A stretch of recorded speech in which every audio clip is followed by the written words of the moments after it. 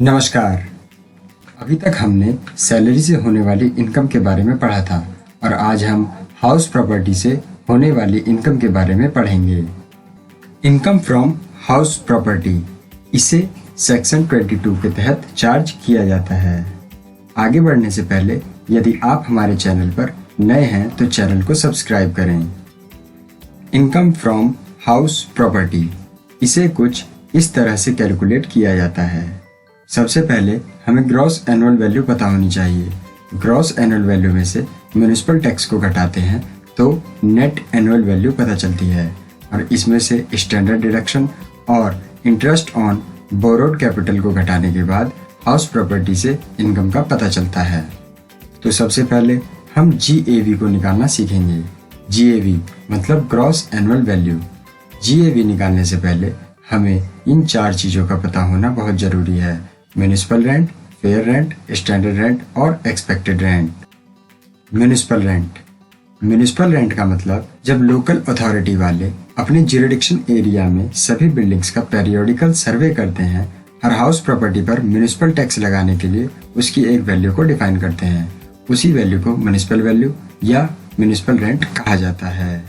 Fair rent, fair rent का मतलब एक सेम एरिया में सेम प्रॉपर्टी का कितना किराया वसूला जा सकता है। स्टैंडर्ड रेंट, स्टैंडर्ड रेंट का मतलब होता है रेंट कंट्रोल एक्ट के तहत एक किराएदार से आप कितना अधिकतम किराया वसूल सकते हैं। एक्सपेक्टेड रेंट, पिछले तीनों की मदद से एक्सपेक्टेड रेंट को कैलकुलेट किया जाता है। म्युनिसिपल रेंट और फेयर रेंट जो इन दोनों में ज़्यादा हो, और इस ज़्यादा वाले अमाउंट और स्टैंडर्ड रेंट जो इन दोनों में कम हो, उसे एक्सपेक्टेड रेंट कहा जाएगा।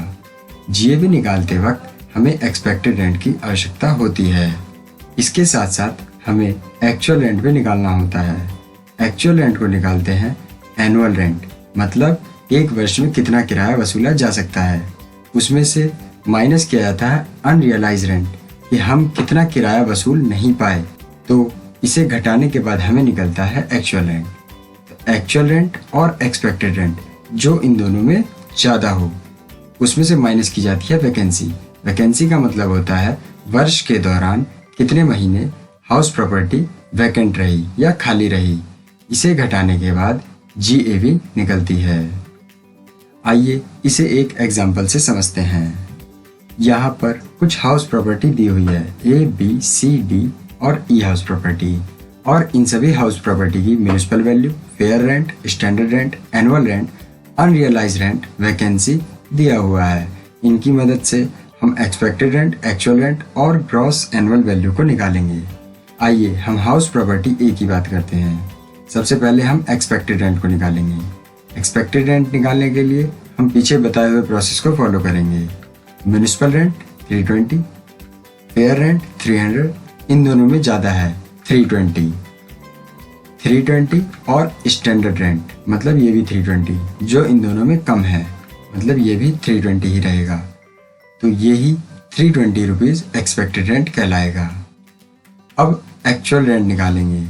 एक्चुअल रेंट 370, एनुअल रेंट है 400, उसमें से माइनस करेंगे अनरियलाइज रेंट मतलब 30, तो निकलेगा एक्चुअल रेंट। एक्चुअल रेंट और एक्सपेक्टेड रेंट जो इन दोनों में ज़्यादा है मतलब 370, इसमें से माइनस करेंगे वैकेंसी, यह निकलेगी पूरे वर्ष का किराया है 400, उसे डिवाइड करेंगे 12 से, एक महीने का निकलेगा और 2 महीने की वैकेंसी है तो मल्टीप्लाई करेंगे 2 से। 2 मंथ की वैकेंसी 66.67 होगी और इसे 370 में से माइनस करेंगे तो GAV आएगी 303.33। हाउस प्रॉपर्टी A की expected rent I 320, actual rent I 370 और ग्रॉस एनुअल वैल्यू आई 303.33। अब वीडियो को रोककर प्रॉपर्टी B, C, D और E की एक्सपेक्टेड रेंट, एक्चुअल रेंट और ग्रॉस एनुअल वैल्यू को निकाल के देख सकते हैं। हाउस प्रॉपर्टी B का एक्सपेक्टेड रेंट आएगा 300, एक्चुअल रेंट आएगा 340 और GAV आएगी 60। इसी प्रकार C हाउस प्रॉपर्टी की एक्सपेक्टेड रेंट 333, एक्चुअल रेंट 266 और GAV होगी 237। D की एक्सपेक्टेड रेंट 444, एक्चुअल रेंट 500 और ग्रॉस एनुअल वैल्यू होगी 268.75। इसी प्रकार प्रॉपर्टी E की एक्सपेक्टेड रेंट होगा 888, एक्चुअल रेंट होगा 1198 और GAV होगी 994.33। हाउस प्रॉपर्टी की इनकम कैलकुलेट करने के लिए हमने GAV को निकालना सीख लिया। म्युनिसिपल टैक्स हमें क्वेश्चन में गिवन होगा और यदि यह परसेंटेज में गिवन हो तो इसे हमेशा म्युनिसिपल रेंट या म्युनिसिपल वैल्यू पर लगाया जाएगा। GAV में से म्युनिसिपल टैक्स को घटाने के बाद हमें NAV मिलती है और इसमें से स्टैंडर्ड डिडक्शन को घटाया जाता है जो कि हमेशा 30% होगा NAV का। उसके बाद हमें इंटरेस्ट ऑन बोरोड कैपिटल को घटाना होगा। चलिए अब हम इसे निकालना सीखेंगे। इंटरेस्ट ऑन बोरोड कैपिटल इसे सेक्शन 24B के तहत कैलकुलेट किया जाता है। यदि आपने नीचे बताए हुए पर्पस के लिए कोई लोन लिया है तभी आपको इसमें इसके इंटरेस्ट की डिडक्शन मिलेगी। यदि आपने कोई लोन घर के purchase, construction, repair, renovation, reconstruction के लिए लिया हो तभी उसकी डिडक्शन मिलेगी। इंटरेस्ट ऑन बोरोड कैपिटल दो तरीके के हो सकते हैं, प्री कंस्ट्रक्शन पीरियड के और पोस्ट कंस्ट्रक्शन पीरियड का इंटरेस्ट। आइए इसे एक एग्जांपल से समझते हैं। मान लीजिए आपने कोई लोन 2012-13 में लिया और इसका इंटरेस्ट आप हर वर्ष पे करते हैं और आपने लोन को रीपे 2017-18 में किया। जो आपकी हाउस प्रॉपर्टी का कंस्ट्रक्शन पूरा हुआ वो 2015-16 के बीच में हुआ। जो इंटरेस्ट आपने लोन पर 2012-13 से लेकर 14-15 तक मतलब कि घर बनने से पहले दिया वह कहलाएगा interest of pre construction period और घर बनने वाले ईयर से लेकर लोन के रीपेमेंट तक जो आपने इंटरेस्ट दिया उसे बोलेंगे interest of post construction period. आइए इसे एक एग्जांपल से समझते हैं। नीचे एक सिचुएशन दी हुई है जिसमें आपने लोन लिया है 1 अक्टूबर 2012 को और लोन का अमाउंट है 12 लाख जिस पे आपको 10% पर एनम के हिसाब से इंटरेस्ट देना है। लोन का पर्पस है कंस्ट्रक्शन और कंस्ट्रक्शन कंप्लीट हुआ है 12 अगस्त 2015 को और आपने लोन की रीपेमेंट करी है 31 जुलाई 2017 को। तो आइए हम इस सिचुएशन को एक लाइन में फिट करते हैं। आपने लोन लिया है 2012-13 के बीच में 12 लाख का और आपका कंस्ट्रक्शन कंप्लीट हुआ है 2015-16 के बीच में। तो हम 2012-13 में इंटरेस्ट पेड करेंगे 60,000 क्योंकि हमने लोन 1 अक्टूबर को लिया है तो अक्टूबर टू मार्च का 6 मंथ का इंटरेस्ट 60,000।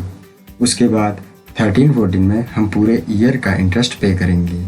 इसी तरह 14-15 में भी, 15-16 में भी, 16-17 में भी और 17-18 में भी। लेकिन 17-18 में हम 4 मंथ का ही इंटरेस्ट पे करेंगे क्योंकि हमने लोन का रीपेमेंट 31 जुलाई 2017 को कर दिया है।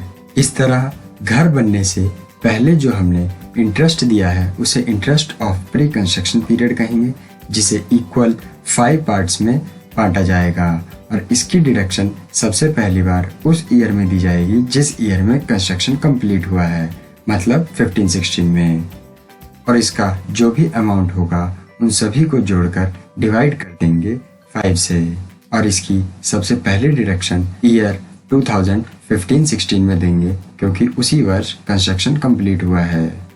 आइए इसे कैलकुलेट करते हैं। Interest of pre construction period in सभी को जोड़ देंगे 60,000, 1,20,000, 1,20,000 और डिवाइड करेंगे 5 से आएगा 60,000 और इसकी डिडक्शन हर ईयर इक्वल होगी। जिस ईयर कंस्ट्रक्शन कंप्लीट हुआ है सबसे पहले डिडक्शन उसी ईयर में दी जाएगी मतलब 15-16।